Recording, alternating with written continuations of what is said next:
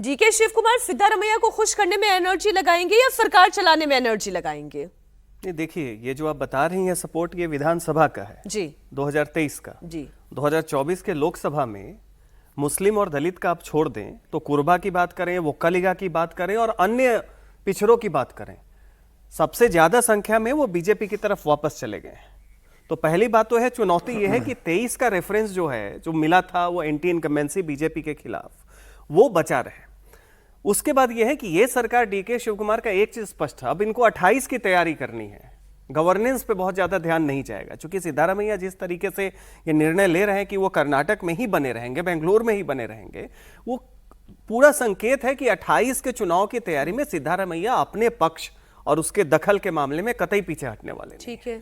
अभी स्थिति क्या है कि आपने 5S जो वहां 5 सबसे ज्यादा वेलफेयर फंड चला, उसमें 15% जो आपका खर्च है वो वेलफेयर, वो जिसे कहते हैं फ्री बीज में चला जाता है। उसके कारण हो क्या रहा है? सड़कें नहीं बन पा रही हैं, पुल नहीं बन पा रहा है, बिजली की आपूर्ति ठीक से नहीं हो पा रही है।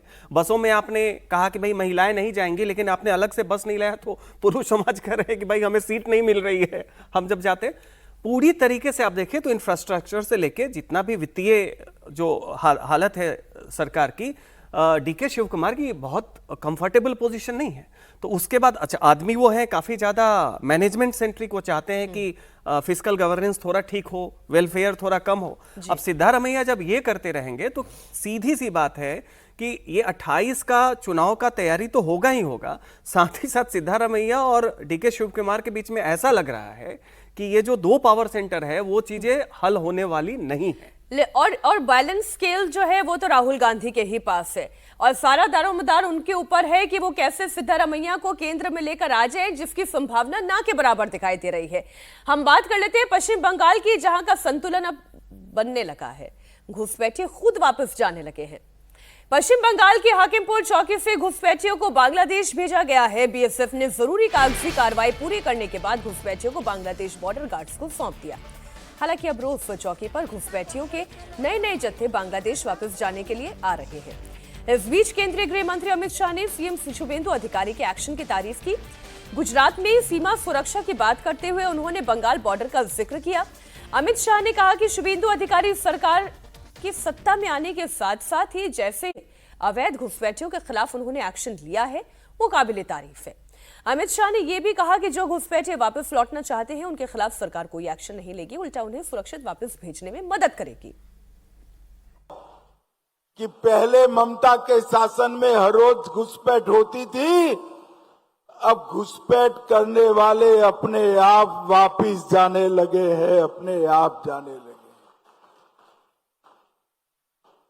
शुभेंदु जी ने, भाजपा बंगाल सरकार ने डिटेंशन सेंटर बनाए हैं, मगर हम सब लोग चाहते हैं कि जो घुसपैठ कर अवैध तरीके से आए हैं वो अपने आप जहां से आए हैं वहां वापिस चले जाए। अगर वो अपने आप चले जाते हैं तो बंगाल सरकार भी उन पर कोई केस नहीं करेगी, जाने के लिए उनकी सहायता भी करेगी। और मैं आशा रखता हूं कि जब अभियान चले पहचान का, उसके पहले ही ढेर सारे लोग अपने आप चले जाएंगे। हमारी सरकार का संकल्प है देश भर से एक एक घुसपैठिए को चुन चुन कर देश के बाहर निकालना, ये हमारी सरकार का संकल्प है। गृह मंत्री अमित शाह खुद इस वक्त बॉर्डर वाले स्टेट के दौरे पर हैं। इंटरनेशनल बॉर्डर से लगते हुए 15 किलोमीटर के दायरे में हर अवैध निर्माण को ढहाने का ऑर्डर जारी किया जा चुका है। केंद्रीय गृह मंत्री अमित शाह ने बॉर्डर से 15 किलोमीटर के दायरे में डेमोग्राफिक चेंज और अवैध निर्माणों का पता लगाने के लिए सर्वे और जांच के निर्देश दिए हैं। साथ ही घुसपैठ और डेमोग्राफिक चेंज को लेकर सतर्क मोदी सरकार ने कमीशन भी बनाया है, जो 1 साल के अंदर अंदर ये बताएगा कि देश की जनसंख्या के आर्टिफिशियल बदलाव को कैसे रोका जा सके। नरेंद्र मोदी जी ने एक डेमोग्राफी चेंज कमिटी बनाने का निर्णय किया है। ये हाई पावर कमिटी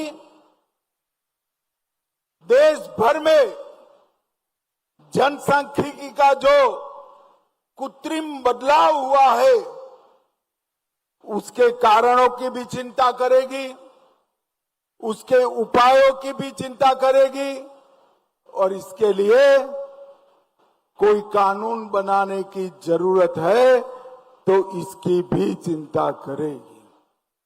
ये डेमोग्राफी चेंज कमीशन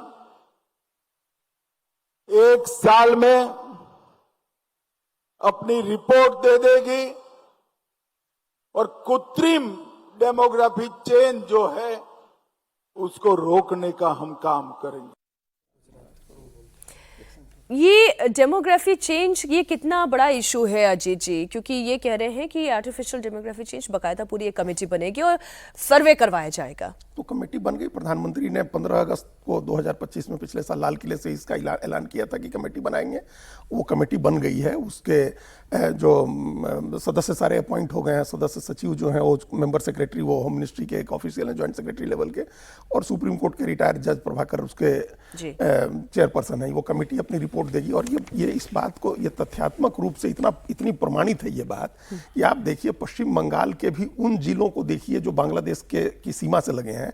वहां मुस्लिम आबादी 1951 की जनगणना के मुकाबले 11-12%, 14% तक बढ़ी है।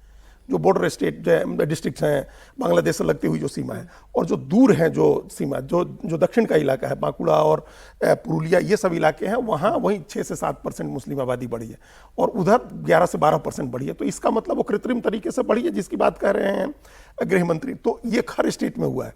जो बॉर्डर से लगता हुआ इलाका, यहाँ तो जो बिहार का बॉर्डर से लगता हुआ इलाका है, जो किशनगंज और कटिहार और अररिया ये सब इलाके हैं, यहाँ तो 15-16%, 18% तक मुस्लिम आबादी बढ़ी है।